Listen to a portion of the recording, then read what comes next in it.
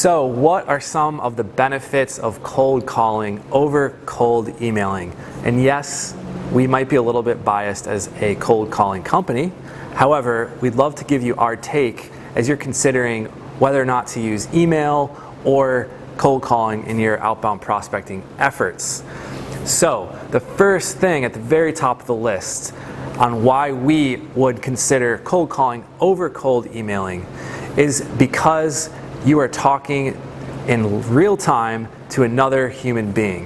And that is so valuable because you will be able to react so much more quickly to concerns and emotions that might be present on the call that aren't available to be read over email. Secondly, you can conduct way more valuable research when you are talking with a live person.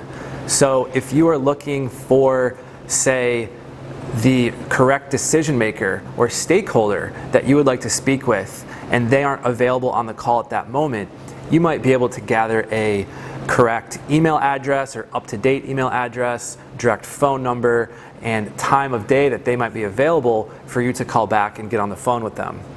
You can also speak with the person that you are on the phone with and survey familiarity with the product or service that you're calling about.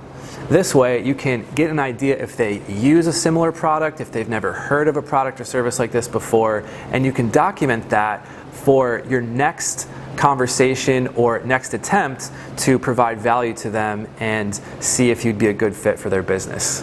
Next is if you get on the phone with your decision maker or stakeholder, you can take that conversation a lot farther in the sales process if you're having that one-on-one real-time conversation.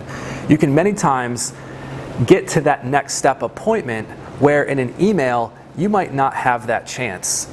The reason is because over email with the influx or overload, a lot of times the requests from other salespeople on email can come off a bit spammy, and it's really easy to just cross off the list as something that that decision maker would want to respond to.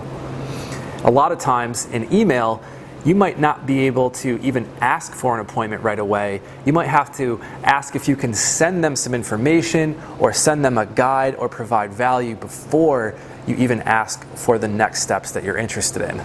Lastly, and on the same note, many executives receive way more emails than they do cold calls. So in an email, it's a lot easier to be drowned with all the other emails that are being received by that executive. But if you can make a call, you'll a lot of times stand out amongst the rest.